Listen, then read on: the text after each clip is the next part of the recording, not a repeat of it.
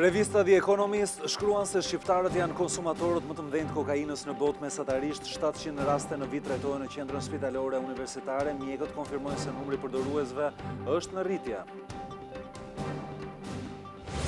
Partia Demokratike denoncoi si të paligjshme tenderat e fituar nga Edmond Bego sepse ligji i skualifikon të dënuarit për pjesëmarrje në organizata kriminale. Por avokati i Begos thot për Klan se tenderin e rrugës Tiranë-Elbasan ai e fitoi në qeverisjen e demokratëve. Prokuroria e Durrësit ka pushuar hetimet për ekstradimin në Itali të Nezar Seitit, i cili po hetohet në Shqipëri dhe në Katania si antar i grupit Abileve. Hetimi gjen se në procedurën e ekstradimit pati vetëm shkelje administrative. Kryeministri Rama e quajti të paguara shkrimet në Washington Times që e akuzojnë për kapjen e vettingut. Kreu i qeverisë i konsideroi akuza për imoralitet nga shtëpitë publike. Basha e akuzon për blerjen e ambasadorëve me paratë e drogës. Shtetet e Bashkuara të Amerikës nuk janë kundër korrigjimit kufive mes Kosovës dhe Serbisë. Këshilltari Trump për sigurinë John Bolton nuk e përjashtoi këtë opsion dhe tha se dy vendet duhet t'i zgjidhin vetë problemet mes tyre. Kampi famkeqit e Pelenës, ku humbën jetën 300 fëmijë të internuar, kthehet në muze të mbijetuarit Rrëfejn pas 64 vitesh të merret e fëmijërisë së tyre në rrethimin me gjemba të Auschwitzit shqiptar të komunizmit.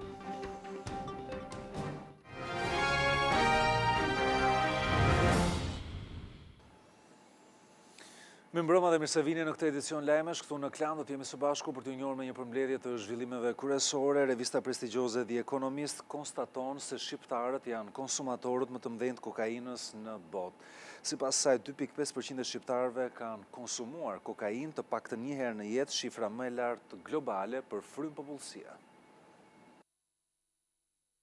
Shqiptarët janë kampion botëror në konsumin e kokainës. Konstatimi është i revistës prestigjioze britanike The Economist, që ka publikuar përmes grafikave në një video të dhënat e përdorimit dhe konsumimit të kokainës në gjithë globin. But a higher percentage of Albania's population. Por një përqindje e lartë e popullsisë shqiptare përdor më shumë drogën se çdo vend tjetër. Një nga arsyet është se ky vend është një prej pikave më domethënëse të tranzitit të kokainës afgane. For Afghan cocaine. Siç duket edhe në paraqitjen grafike, The Economist konstaton se 2.5% e shqiptarëve konsumojnë kokainë, shifra më e lartë për frymë popullsie se çdo vend tjetër i botës. Tregjet ku konsumohet më shumë kokainë për nga sasia janë ato të Britanisë së Madhe, Spanjës, Australisë dhe Shteteve të Bashkuara. Shpenzimet për luftën kundër drogës në Shtetet e Bashkuara arrin në 40 miliard dollar në vit. Por pavarësisht tolerancës zero që tregojnë autoritetet, Shtetet e Bashkuara kanë numrin më të lartë të varurve nga droga, shkruan The Economist. Në të gjithë botën përllogaritën 18 milion konsumatorë të kokainës. Shitblerja e lëndëve narkotike sot është më e lehtë se kur fal internetit. Kartelet e drogës fitojnë rreth 320 miliard dollar në vit, teksa prodhuesi më i madh është Kolumbia, ku 1 kilogram shitet për 2200 dollar, ndërsa në tregun evropian e njëjta sasi arrin në 55.000 dollar.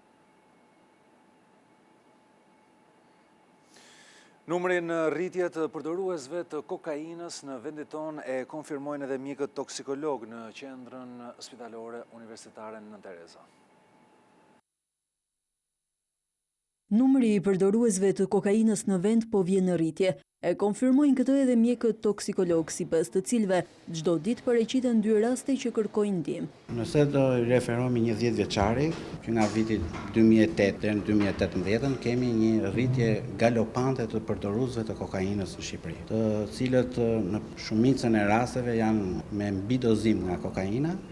Por kemi edhe raste të cilat janë përdoruesit e rregull, kanë një periudhë kohore pa marrë kokainë dhe bëjnë atë që quhet kriza abstinencës nga kokaina. Vetëm gjatë një viti pranë qendrës spitalore universitare në Tereza paraqiten rreth 750 përdorues droge për të marrë ndihmë mjekësore. Në 2017 kemi pas rreth 700 raste të trajtuara në urgjencën e spitalit dhe rreth 42 raste të trajtuara në pavionin tonë toksikologji.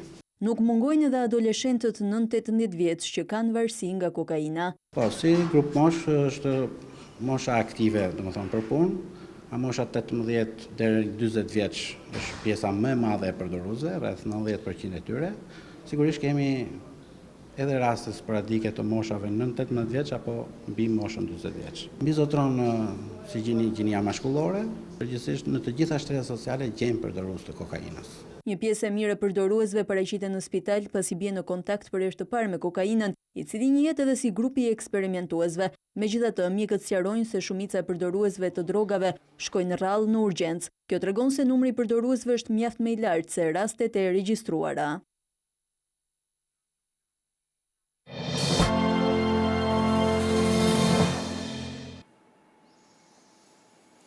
Sipas Partisë Demokratike, kompania e biznesmenit Edmond Bego ka fituar tendera publik të cilët kanë qenë në shkelje të ligjit pas të dënuarit për pjesëmarrje në organizata kriminale nuk mund të përfitojnë parat publike.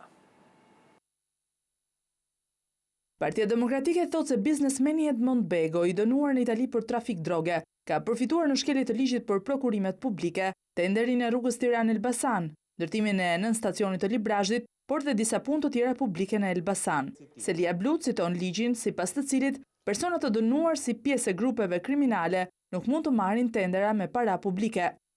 Ligji për prokurimet publike parashikon qartë se organet shtetërore duhet të përjashtojnë nga një procedurë prokurimi çdo ofertues kur ka të dhëna se ka qenë i dënuar me vendim gjyqësor të formës prerë për pjesëmarrje në organizata kriminale. Ligji prokurimeve publike ka hyrë në fuqi në vitin 2006 dhe për demokratët është e papranueshme se si Edmond Bego ka përfituar rreth 14 milion euro nga buxheti i shtetit me disa projekte publike të kryera nga kompania e tij. Por avokati Edmond Begos thot se tenderin e rrugës Tiranë-Elbasan ai e fitoi në kohën kur vendi qeverise nga Partia Demokratike. Avokati Ardi Leka thot për televizionin Klan se pasuria e Begos është hetuar 2 herë dhe se ajo ka rezultuar të jetë e pastër. Nga i dënuar për trafik droge dhe pjesëmarrje në organizat kriminale në biznesmen, e tani nën akuzë nga opozita se aktiviteti në Shqipëri ka zhvilluar me mbështetje politike. Por avokati Edmond Begos thot se të paktën në një nga tenderat për të cilët akuzohet, atë të rrugës Tiranë-Elbasan në vlerën e 10 milion eurove, e ka fituar në vitin 2012, ku në pushtet ka qenë Partia Demokratike. Kjo është një kontratë që nuk është lidhur fare as kur ka ardhur në pushtet PS-ja apo në mbrojtjen politike të individëve të përshtatshëm. Është një kontratë që është lidhur në vitin 2012 ndërmjet fituesit të tenderit, pra shoqërisë greke, dhe këto janë pjesë nën kontraktore për punëra të caktuara. Avokati Ardi Leka thot se pasuria e 49 vjeçarit është hetuar 2 herë nga prokuroria shqiptare dhe ka rezultuar e pastër. Në vitin 2010, sepse sa u bë arrestimi i këtij shtetasi në Shqipëri, prokuroria e rrethit gjyqësor Tiranë menjëherë filloi hetimin pasuror kundra këtij shtetasi, e ka detyrim ligjor. Filloi, verifikoi, sekuestroi të gjithë pasuritë, verifikoi, bëri aktet e ekspertimit dhe çështja u pushua. Prokuroria për krime të rënda tani i filloi një proces tjetër për verifikimin e pasurive diku në rreth vitit 2014-2015. Dhe ai hetim, masi u verifikua, masi u hetua, u gjet që pasuritë e këtij shtetasi dhe të shoqërisë që ai përfaqëson nuk janë absolutisht pasuri që kanë preardhje nga krimi. Edmond Bego u ndalua një javë më parë në Greqi dhe u lirua pas 6 ditësh. Avokati nuk përjashton mundësinë që ndalimi të ketë qenë i qëllimshëm. Dhe unë besoj që ose shteti grek e ka lexuar këtë gjë gabim, ose proceduralisht në mënyrë të vazhdueshme me neglizhencë që kjo ndodh rëndom në kufire shqiptare me shtetin grek, ata nuk kanë dashur ta heqin këtë pjesë. Partia Demokratike ka vënë në akuzë kryetarin e grupit parlamentar socialist Auland Ballon si mbështetës politik të biznesmenit, duke i përmendur dhe një tender të OST-s në vlerën e 100 milion lekëve në Librazhd. Balla i ka hedhur poshtë akuzat, por nuk ka mohuar njohjen familjar me biznesmenin që ka bërë 1 vit e 11 muaj burg në Shqipëri për dënimin me 11 vite burg në Itali. Prokuroria e Durrësit ka gjetur vetëm shkelje administrative në procedurën e ndjekur për ekstradimin në Itali të Nezar Seitit, i akuzuar si bashkëpunëtor në grupin e Habileve, dhe për këtë shkak akuza i ka pushuar hetimet. Prokuroria e Durrësit ka pushuar hetimet për procedurën e ndjekur nga institucionet shqiptare në ekstradimin e Nazar Seitit në Itali. Sipas akuzës së qytetit bregdetar, institucionet nuk kanë kryer vepër penale, por vetëm shkelje administrative. Për këtë arsye, hetuesit i kanë kërkuar gjykatës pushimin e hetimit penal. Vendimi është marrë pak kohë më parë, ndërsa është bërë publik 2 ditë pasi një nga njerëzit kryesor të grupit të Habilajve u lirua nga gjykata e Katanias në Itali. Financieri i Habilajve do të qëndrojë në arrest shtëpie deri në përfundim të hetimeve. Ekstradimi i Seitit në Itali prodhoi debat të madh politik në janar të këtij viti, kur ai u largua, pasi opozita akuzonte mazhorancën se ekstradoi për të mbyllur dosjen e ish-ministrit të brendshëm Samir Tahiri, i cili gjithashtu është në hetim në Shqipëri si pjesë e grupit të narkotrafikut të drejtuar nga vëllezërit Mojsie Floriana Abilaj. Për opozitën Seiti nuk duhej të ekstradohej për shkak se ishte në hetim nga prokuroria shqiptare. 42 vjeçari u arrestua në tetor të vitit të kaluar në Babic të Vlorës gjatë një aksioni antidrog, ndërsa tani është e paqartë se çfarë ka ndryshuar në pozitën e tij, që gjykata e Katanës vendosi të ndryshojë masën e sigurisë. Partia Demokratike ka konsideruar si një shërbim ndaj mafias në pushtet pushimin e hetimeve për ekstradimin e palishëm të Nezar Seitajt. Sipas opozitës, me vendimin e marrë prokuroria ka shpëtuar nga burgu ministren e drejtësisë Tilda Gjonaj, për të cilën prokurorët e çështjes kishin gjetur shkelje të rënda. Sipas Partisë Demokratike, pikërisht për këtë shërbim, prokuroria e Durrësit u ngrit në detyrë dhe u emërua prokurore e krimeve të rënda.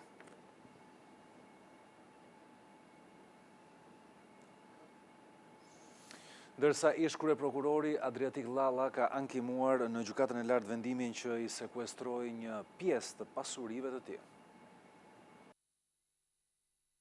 Ish prokurori i përgjithshëm Adriatik Llalla depoziton në rekurs në gjykatën e lartë kundër vendimit që i sekuestroi një pjesë të pasurisë. Televizioni Klan mëson se ankimimi është depozituar pak ditë më parë në këtë gjykatë. Lëvizja e Llallës vjen pasi edhe gjykata e apelit të krimeve të rënda la në fuqi vendimin e shkallës së parë për sekuestron e pasurisë me një vlerë rreth $1 milion në korrik të këtij viti. Bëhet fjalë për një apartament në Durrës dhe mbi 22.000 m2 tokë ar, të cilat sipas prokurorëve nuk janë të justifikuara. Prokuroria e krimeve të rënda po e heton ish kryeprokurorin për deklarim të rremtë të pasurisë, mos deklarim të hollash në kufi dhe pastrim parash. Ish kryeprokurori nuk ju nënshtrua procesit të vettingut. Ai kërkoi të largohej vullnetarisht nga sistemi pasi dorëzoi tek presidenti Meta, dorëheqjen nga funksionet e magjistratit dhe nga e drejta që i njeh ligji për tu emëruar gjyqtar në apel. Në fillim të këtij viti, Adriatik Llallës ju ndalua të udhëtojë drejt Shteteve të Bashkuara pas dyshimeve për përfshirje në afera korruptive.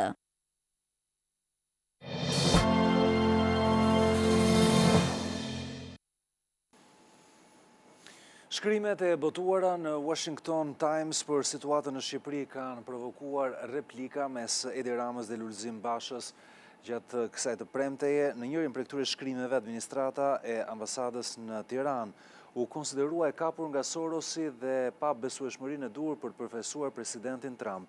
Ndërsa në shkrimin e dytë u hodhën dyshime se Edi Rama ka përdorur fondacionin Soros për kapjen e drejtësisë së re. Në reagimin e tij, kryeministri Rama e quajti të paguara shkrimet duke i ironizuar si akuzë për imoralitet nga dritaret e shtëpisë publike. Në përgjigje, Lulzim Basha e akuzoi për blerjen e gjykatësve, prokurorëve, gazetave, televizioneve dhe ambasadorëve me paratë e drogës. Sipas Bashës, kokat e krimit dhe të korrupsionit do japin llogari përpara popullit shumë shpejt.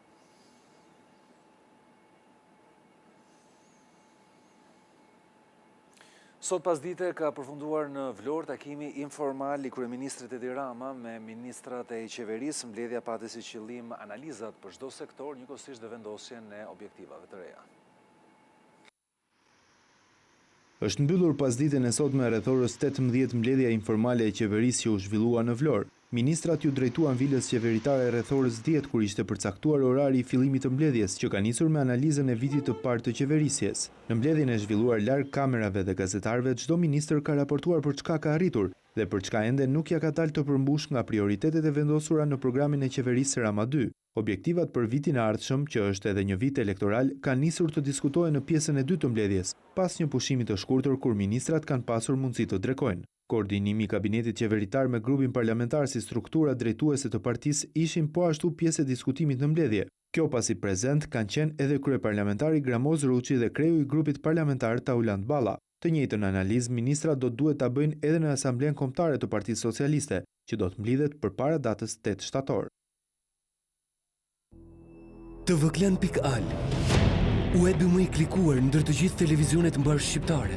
Lajmi i fundit, gjithçka ndodh në vend, rajon dhe botë. I gjeni në kohë reale në tvklan.al. Informohu në lëvizje vetëm me një klikim në celularin tuaj, edhe në aplikacionin tvklan.al. video dhe lajme për çdo emision, dhe të rejat apo sinopse të serialeve tona, vetëm në tvklan.al. Besueshmëri, shpejtësi, cilësi dhe interaktivitet. Klan, televizioni i mbar shqiptar më i ndjekur. John Bolton, këshilltari për sigurinë i presidentit amerikan Donald Trump, tha se Shtetet e Bashkuara nuk do ta kundërshtojnë korrigjimin e kufive mes Kosovës dhe Serbisë nëse arrihet një marrëveshje e cila është e kënaqshme për të dyja palët. Shtetet e Bashkuara të Amerikës nuk do të jenë kundër korrigjimit të kufive mes Kosovës dhe Serbisë nëse dy vendet arrin një marrëveshje të përbashkët. Mesazhi drejt për drejt i amerikanëve për shqiptarët dhe serbët erdhi nga këshilltari i presidentit Trump për sigurinë kombëtare, John Bolton. Mosmarrveshja mes Kosovës dhe Serbisë mund të jetë një nga çështjet më të rëndësishme. Shumë njerëz kanë tentuar të ndërmjetësojnë, por këto përpjekje kanë dështuar. Politika jonë, politika amerikane është që nëse të dyja palët mund të punojnë me njëra tjetrën për të arritur një marrëveshje, ne nuk përjashtojmë korrigjimet territoriale. Nuk na takon ne. Bolton la të kuptohet se nëse zgjidhja e përbashkët është e kënaqshme për Prishtinën dhe Beogradin, atëherë jo vetëm Shtetet e Bashkuara, por edhe Bashkimi Evropian do ta pranojë atë. Nuk do të jemi pengesë dhe nuk mendoj se dikush në Europë do të qëndrojë në mes. Nëse të dyja palët në konflikt arrin një marrëveshje të kënaqshme, ne jemi gati të ndihmojmë nga larg apo nga afër, por ne nuk mendojmë se do ta zgjidhim problemin për ata. Ne mendojmë se ata duhet ta zgjidhin vetë atë. John Bolton nuk le vend për keqkuptime në prononcimin e tij në konferencën për shtyp që mbajti në Kiev. Të njëjtën ai pati një takim me këshilltarin për sigurinë të presidentit Putin, Nikolaj Patrushev, në Gjenev. Kjo është hera e parë që Shtetet e Bashkuara dalin me një qendrim për çështjen e kufive Kosovë-Serbi, që kur ideja u propozua nga presidenti i Kosovës Hashim Thaçi. Dhe në këtë situatë, presidenti serb Aleksandar Vučić thotë se marrëveshja me Kosovën aktualisht është shumë larg. Presidenti serb Aleksandar Vučić e sheh aktualisht shumë të largët marrëveshjen për zgjidhjen e çështjes së Kosovës. Është shumë e vështirë të arrijmë ndonjë marrëveshje. Nuk jemi as pranë as nuk ka ndonjë marrëveshje. Jemi shumë larg zgjidhjes. Duke folur përpara gazetarëve në Beograd, Vučić u përgjigj pyetjeve edhe për takimin që përfaqësuesit e luginës së Preshevës patën në Tiranë me ministrin e jashtëm Ditmir Bushati. Për propozimin për bashkimin e Preshevës, Medvegjës dhe Bujanovcit me Kosovën, Vučić shprehet: Të presim rezultatet për të parë se kush do ta marrë atë dhe kush do ta humbë. Në një marrëveshje eventuale me shqiptarët, duhet të dimë se të gjithë kemi pak për të humbur. Të njëjtën, kreu i shtetit serb tha se më 8 shtator, kur parashikohet të vizitojë serbët e veriut Kosovës, do të mbajë atyre atë që e quajti fjalimin më të rëndësishëm të jetës, ku do të propozojë edhe variantin e tij të zgjidhjes së çështjes së Kosovës.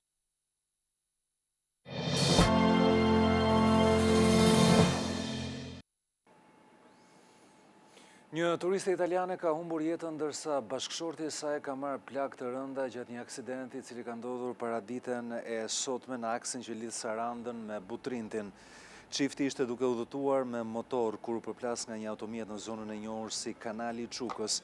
Italiania, 64 vjeçare, banuese në Gjenova, humbi jetën në vend ndërsa bashkëshorti i saj ndodhet në spital në gjendje të rëndë. Policia tha se po heton shkakun e aksidentit dhe se paraprakisht është ndaluar drejtuesi i automjetit përfshirë në aksident.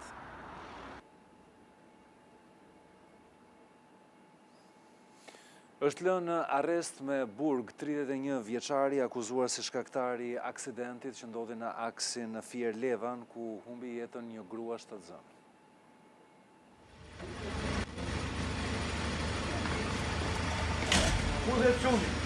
Ishte kjo porosia që 31 vjeçari Edmond Aslani nga Patosi u dha familjarëve të tij pasi doli nga gjykata e Fierit. Gjyqtarja Marcela Dervishi e la në arrest me burg si shkaktar të aksidentit të së martës në aksin Fier-Levan, ku humbi jetën një 27 vjeçare shtatzën dhe u plagosën 5 persona të tjerë. Sipas prokurores së çështjes Ervisa Hyka, 31 vjeçari i cili drejtonte një automjet tip Benz ka bërë një manovër të gabuar, duke tentuar të kryejë një parakalim, çka ka sjellë përplasjen me 2 automjete të tjera, një Benz dhe një Audi. Në këtë të fundit ndodheshin si pasagjer viktima me djalin 7 vjeçar, ndërsa vjeri i saj 64 vjeç drejtonte automjetin. Të plagosurit ndodhen në spital jashtë rrezikut për jetën. Në seancën gjyqësore të zhvilluar me dyert të mbyllura, u lezuan raportet e ekspertëve, por edhe dëshmitë e personave të plagosur. Aksi Fier-Levan vijon të regjistrojë një numër të madh aksidentesh për shkak të mungesës elementeve të sigurisë, por edhe pakujdesisë së drejtuesve të mjeteve, në këtë kohë kur ky segment njeh fluksin më të madh të trafikut.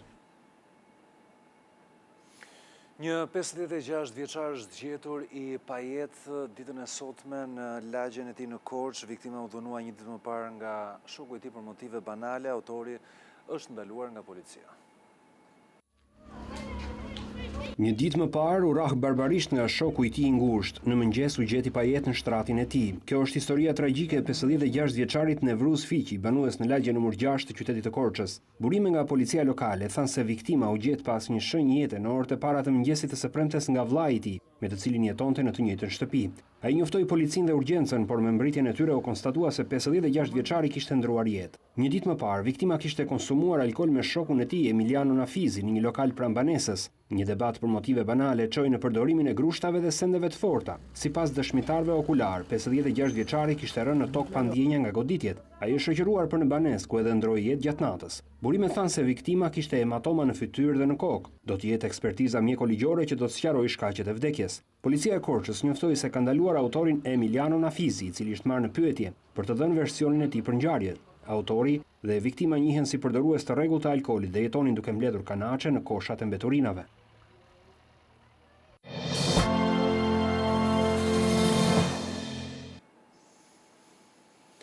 Prokurori i Manhattanit pritet që të ngrer akuza kundër organizatës Trump. Kjo mundësi po shqyrtohet pasi ish avokati i presidentit i dha $130,000 aktores së filmave pornografik Stephanie Clifford në këmbim të heshtjes për një aferë që dyshohet se ka patur me Donald Trump. Donald Trumpit po i vinë rrotull akuzat penale që i rrezikojnë postin e presidentit. New York Times shkruan se prokuroria e Manhattanit po përgatit akuza penale për 2 drejtues të lartë të organizatës Trump, të përfshirë në rastin e dhënies së rishfetit për aktorën e filmave pornografik. New York Times shkruan se prokurori Cyrus Vance po shqyrton mundësinë e ngritjes së akuzave ndaj 2 zyrtarëve të organizatës për shkelje të ligjit zgjedhor për mënyrën se si e ka dorëzuar paratë aktores Stephanie Clifford. Megjithatë, burimet pranë prokurorisë së Manhattanit thanë për të përditshme prestigjioze se rasti është ende në shqyrtim. Dyshohet se $130,000 që janë dhënë aktores Stephanie Clifford janë akorduar nga fondet e organizatës Trump që drejton bizneset e familjes së Donald Trumpit. Ish avokati i tij Michael Cohen pranoi të martën përpara gjykatësve në Manhattan se i kishte dhënë $130,000 aktores në këmbim të heshtjes së saj për dyshimet se ka pasur një marrëdhënie të fshehtë me Trumpin në 2006. Zbulimi i këtij rasti mund të ndikonte negativisht në popularitetin e kandidatit republikan gjatë fushatës presidenciale të 2016. Akuza e ngritur ndaj avokatit Cohen përplasi presidentin Trump me prokurorin e përgjithshëm Jeff Sessions. Duke e konsideruar hetimin si abuziv, Trump akuzoi Sessionsin gjatë një interviste për Fox News se ka humbur kontrollin e Departamentit të Drejtësisë. Por Sessions u kundërpërgjigj se Departamenti i Drejtësisë funksionon normalisht dhe se nuk kishte ndërmend të ushtronte presion politik ndaj drejtësisë.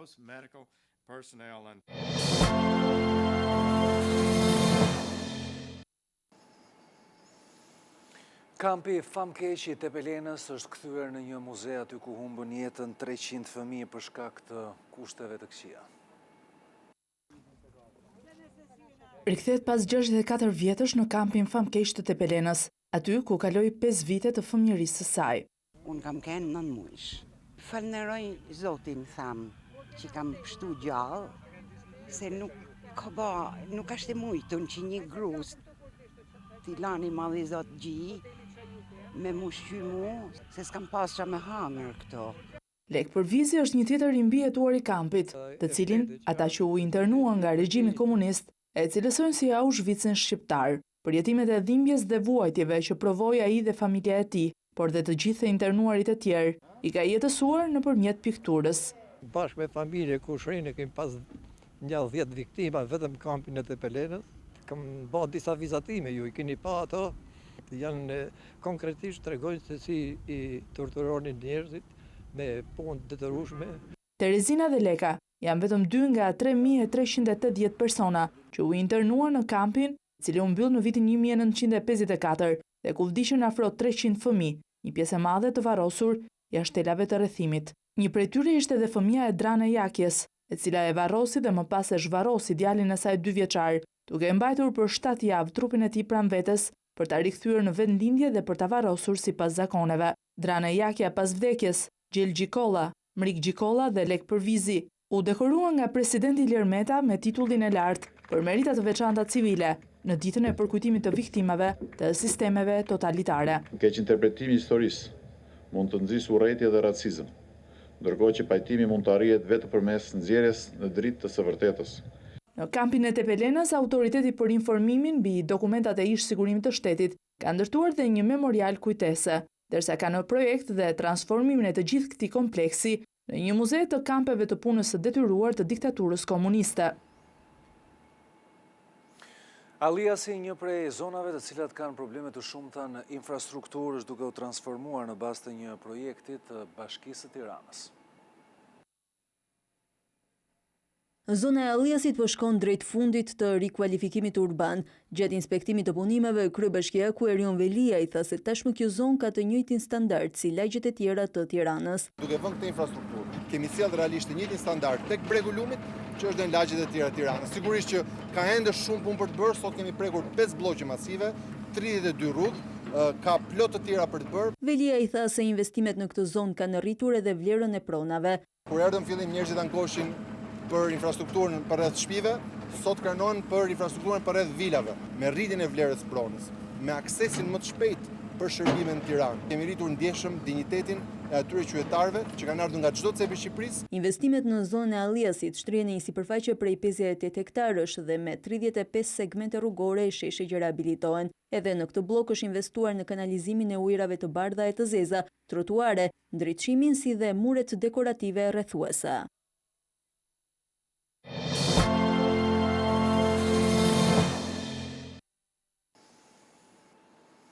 Ndërsa te Kamza duan që të kenë sukses në derbin me Partizanin pas atij të fituar në minutat e fundit me Tiranën për trajnerin Bledar Devolli, do të luhet vetëm për 3 pikët. Flamurtari Kuksi do të jetë ndeshja e cila do të mbyll javën e dytë të Superligës në Vlorë janë përgatitur për fitore përpara publikut vendas. Ka qenë gjithçka për këtë edicion, bashkë mirupafshim.